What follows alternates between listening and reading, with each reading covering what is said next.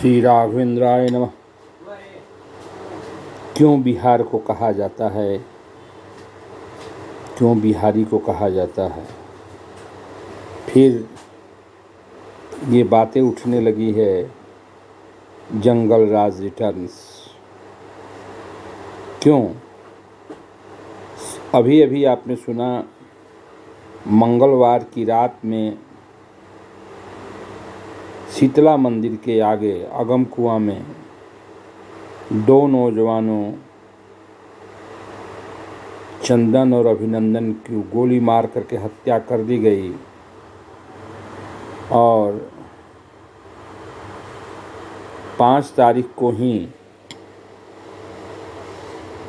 Police को ये information मिला, 5 सितंबर को लगभग कि कहीं पर गलत दारू बन रहा है। वहाँ वो गए और जब गए तो वहाँ उसके पहले ही दारू माफियाओं को पता था पुलिस आएगी। ये सिवान की घटना है और अपराधियों ने, क्रिमिनल्स ने पुलिस पर फायर खोल दिया। अंजाम हुआ कि एक पुलिसकर्मी सिवान में मारा गया।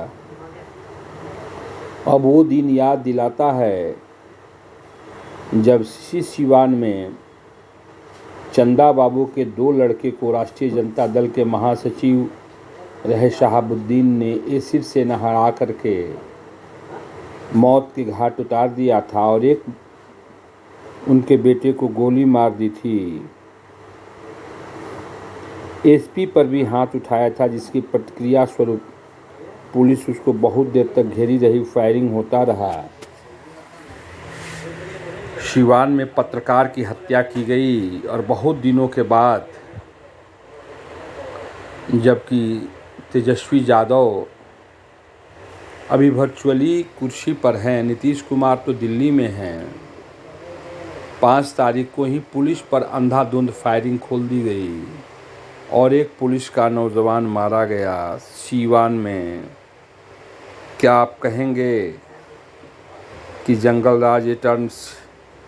क्या जंगल राज पुनः आ गया? शायद आप नहीं कहेंगे, इसलिए कि हम बिहारियों को भूल जाने की आदत है।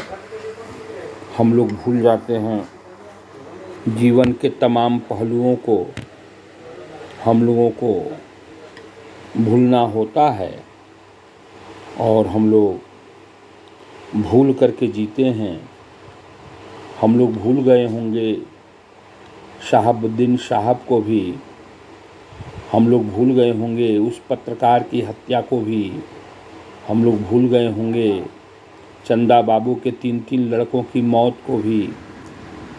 शहाबुद्दीन के डर से विपक्षियों के झंडे नहीं गड़ते थे, आतंक और हत्या का साम्राज्य स्थापित कर दिया था शहाबुद्दीन ने।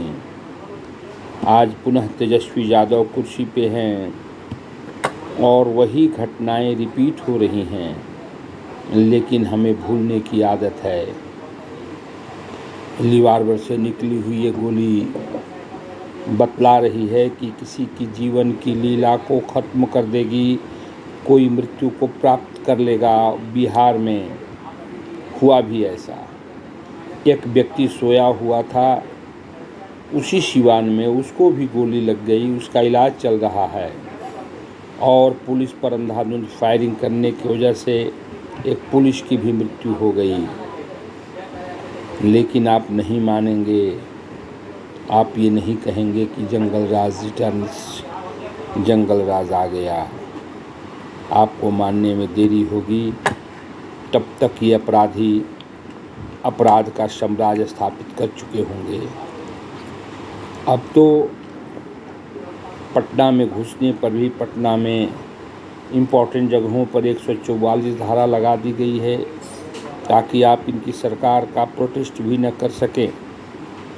सुशासन बाबू की सबसे ज़्यादा ज़रूरत तो आज थी जबकि बिहार सुखाड़ और बाढ़ दोनों से पीड़ित था। नौका दुर्घटना में जो मनेर के पास घटी, उससे 45 आदमी जल में तैरने लगे। 40 तक निकले, लेकिन 10-12 उसमें मर चुके हैं।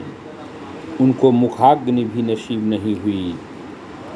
उसके बाद 5 सितंबर को 2 अगम कुआं में शीतला मंदिर के सामने 2 चंदन और अभिनंदन को गोली मार दी गई। चंदन की उम्र 28, अभिनंदन की उम्र 30-31 साल थी। शीतला मंदिर के आगे इनकी हत्या हुई। और सबसे आश्चर्य की बात कि वहाँ पुलिस का वाहन भी खड़ी थी। अपराधियों के इतने बढ़े हुए हौसले, क्या कह रहे हैं, इसको परिभाषित करने का काम आपको करना है। और पुलिस को भी गोली मारी गई, उसके ऊपर भी गोली चलाई गई, और वो गोली चली है सीवान में शहाबुद्दीन के गढ़ में। लगता है अपराधियों का बीज अभी वहीं पर बैठा हुआ है।